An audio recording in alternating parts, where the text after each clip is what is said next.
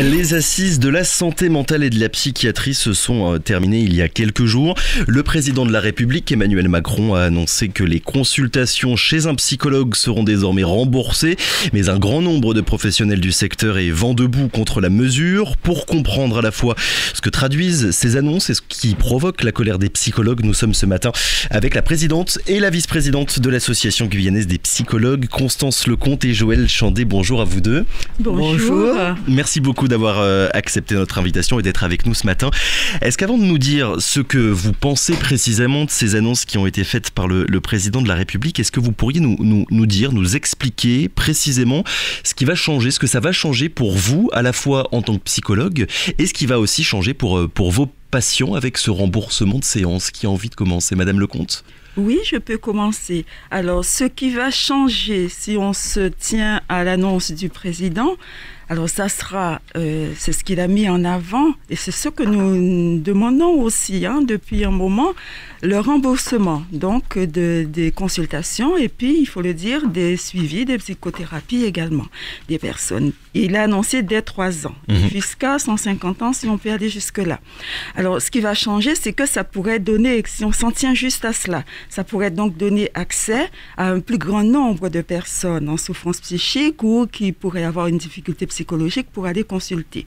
Mais ce qui va changer aussi, si on s'arrête à cette annonce, c'est que remboursement, mais sur prescription médicale. Et c'est là qu'il y a, on va dire, le gros point de désaccord. On reviendra, si vous le voulez bien, dans quelques minutes, oui. plus en détail et plus en précision sur ce point, sur ce point-là. Il y aura un forfait de 8 consultations, c'est bien ça? Alors, on ne sait pas trop puisque le texte législatif n'est pas encore sorti. Préalablement, il y avait eu un texte avec beaucoup de dispositifs et qui imposait un certain nombre de consultations, entre 6 voire jusqu'à parfois 10, avec des tarifs déjà bien précisés et avec aussi une grille imposée à chaque psychologue de comment travailler, comment faire, etc. Et là maintenant, avec l'annonce, il y a eu une augmentation des tarifs, une première consultation à 40 € et ensuite les autres jusqu'à 9 à peu près, on va dire, sur une année. En gros, on dira à 30 €.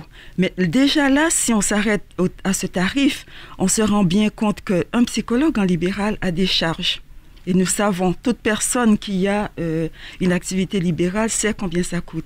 Donc, sur 30 € la consultation, en fait, le psychologue ou la psychologue ne va gagner que 15 €. Là, juste au niveau financier, l'aspect financier. Bon. Mais derrière ça, il y a aussi... On va venir du coup sur la question que vous avez commencé à aborder des médecins généralistes. Madame Chandé, c'est vraiment ça, c'est vraiment ce point, le passage obligatoire par un médecin généraliste pour bénéficier de ce forfait qui pose problème aujourd'hui pour la profession des psychologues. Essentiellement, oui, ce point, parce que le fait de passer par le médecin généraliste oblige le patient à aller consulter chez un généraliste pour pouvoir accéder au psychologue. En plus, il va falloir produire un document qui sera remis au médecin généraliste. Donc tout ceci nous questionne parce que cela peut remettre en question la confidentialité, la question de la confidentialité. Et en plus, ça soumet les psychologues, ça paramédicalise quelque part la profession de psychologue, puisque il faut passer par un médecin pour pouvoir avoir accès aux psychologues. Il y a le secrétaire général, je me permets de vous couper, du syndicat national des psychologues qui a déclaré, je le cite, que ces annonces marquaient un mépris profond de notre profession et de la population. Vous êtes d'accord toutes les deux avec ça? Nous partageons. Les deux et toute la profession, nous partageons. Dans le fait finalement que les psychologues seront quoi? Seront inféodés, soumis et soumises à la décision des médecins généralistes. Est-ce que vous avez peut-être un petit peu plus de précision sur la manière avec laquelle les choses pourraient se faire justement sur l'implication, on va dire, davantage d'implication des médecins sur les psychologues? Oui, alors il faut rappeler aussi que juste après l'annonce, vous savez, puisque vous avez parlé du SNP, le syndicat national des psychologues, et 2 autres délégations professionnelles ont interpellé le président de la République juste après la conférence de presse pour justement lui rappeler lui exprimer d'abord le mécontentement et lui rappeler certains points, et dont des points législatifs. Légalement, la loi de 1985 qui définit et qui cadre et encadre notre profession dit bien que nous ne sommes pas des paramédicaux. Nous sommes des professionnels qui relevons des sciences humaines. Tout notre long parcours universitaire est basé sur cela. Et donc, effectivement, on n'est pas reconnu. C'est une profession qui pourrait, si c'est vraiment appliqué, qui pourrait se retrouver complètement disqualifiée. Et toute une population qui serait en demande, qui se trouverait aussi inféodée de passer par un circuit pour pouvoir justement s'occuper de sa santé psychologique ou de son souci psychologique. Là, on parle de vous parce qu'évidemment, vous êtes psychologue, mais est-ce que vous avez aussi des premiers retours de la part des généralistes? Qu'est-ce qu'ils en pensent? Est-ce que selon eux, c'est quelque chose d'intéressant à faire? Eh bien, les retours que nous pouvons avoir, et que même au niveau national, c'est... il y a la question du pouvoir, etc. Mais en fait, profondément, moi, ce que je peux dire, je ne sais pas pour Madame Chandé, ils ont déjà suffisamment de travail. Voilà. On parle souvent quand même du manque de médecins. Là, c'est vrai que ça leur ajouterait finalement encore du travail. Madame Chandé, d'après ce que vous constatez peut-être avec vos patients, est-ce qu'il n'y aurait pas aussi une gêne, on va dire, pour certains d'entre eux de se confier à leur médecin généraliste à propos de leur souffrance physique, alors qu'on le rappelle, les médecins ne sont pas formés, surtout vous m'arrêtez si je me trompe, ils ne sont pas formés à la psychopathologie. Non. Ils ont une formation qui est très, très réduite et donc, effectivement, certains patients ne souhaitent pas dévoiler leurs difficultés à leur médecin. Et puis, il faut oublier qu'actuellement, dans notre société, il y a peu de personnes qui ont un médecin de famille, comme ça se faisait avant.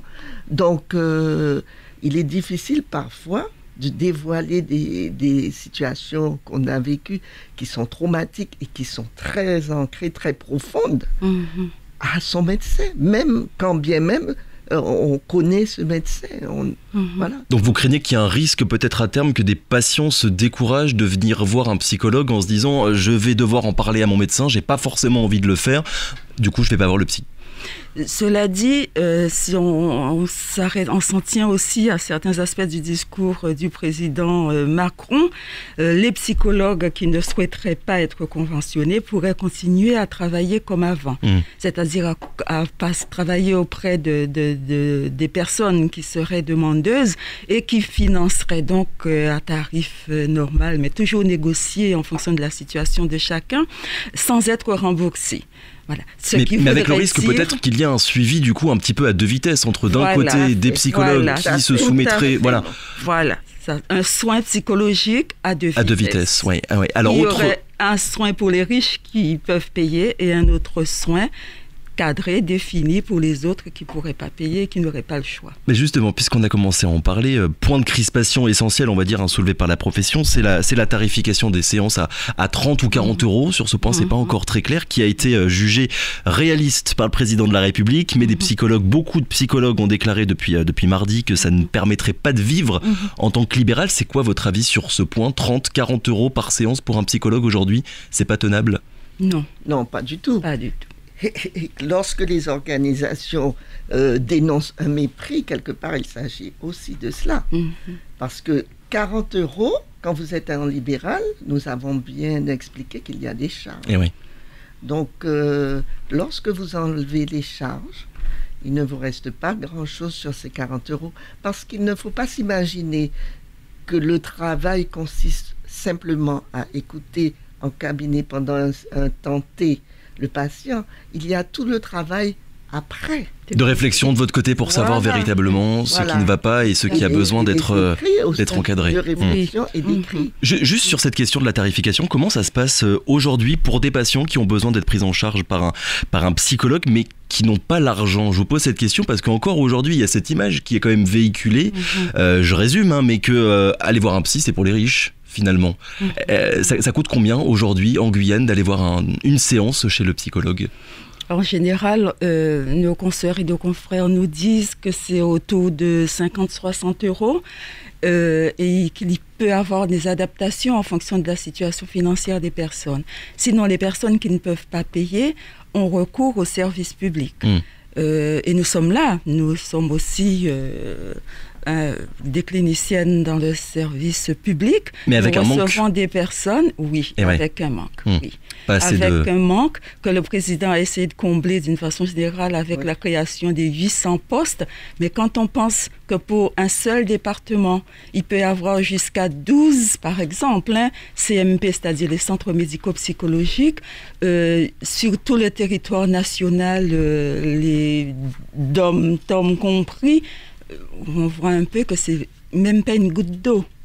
Voilà. Est-ce que la crise sanitaire qu'on traverse a au moins permis qu'on prenne enfin la santé mentale au sérieux? Il y a un grand nombre de professionnels et depuis longtemps qui disent, des psychologues, des psychiatres qui disent que tout ce qui touche à la santé mentale, c'est un peu le parent pauvre finalement de la médecine. Est-ce que vous avez l'impression que depuis le début de cette crise sanitaire, il y a eu une réelle prise de conscience à ce niveau que finalement c'était tout aussi important d'être bien physiquement que d'être bien mentalement?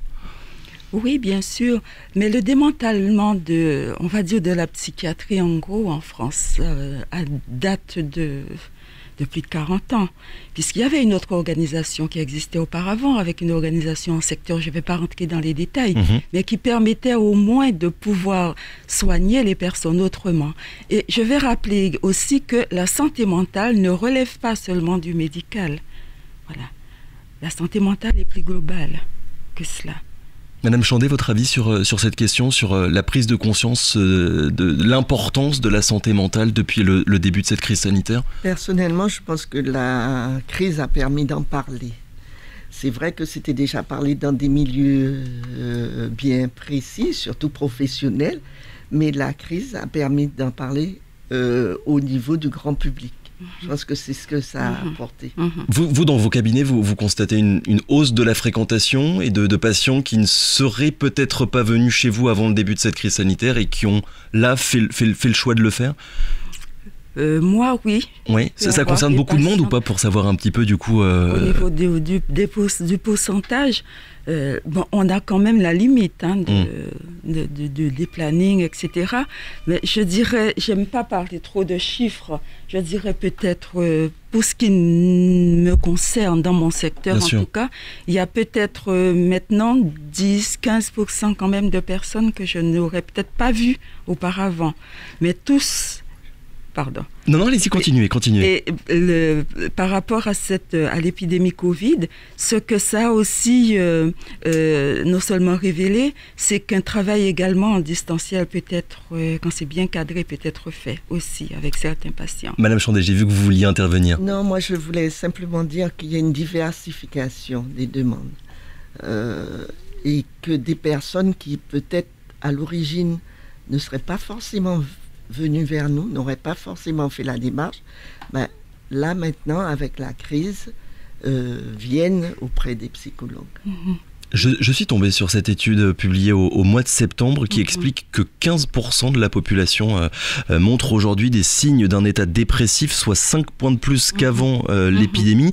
10% ont même eu des pensées suicidaires au cours de l'année. C'est quoi votre regard à toutes les deux sur l'état de la santé mentale de la population, a fortiori en Guyane, quand on voit ces restrictions sanitaires qui continuent toujours d'être prononcées? Qui veut répondre? Madame Lecomte?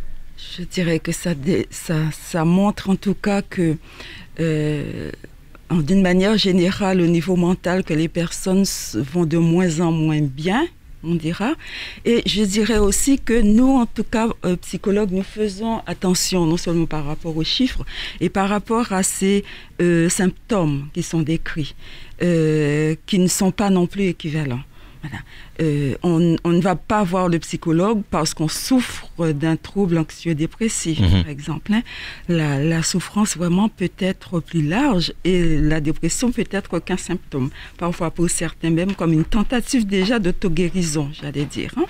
Dernière question pour revenir sur ces annonces qui ont été faites par Emmanuel Macron. Est-ce que malgré tout, il n'y aurait pas au moins un point positif, et vous aviez commencé à en dire quelques mots, un point positif sur la question des cabinets des psychiatres qui sont pris d'assaut, alors qu'énormément de patients qui vont chez un psychiatre ont en réalité besoin d'une psychothérapie. Est-ce que sur ce point-là, c'est quelque chose qui va quand même dans le bon sens, Madame Chandé? Je ne suis pas sûre qu'il y ait un désengorgement.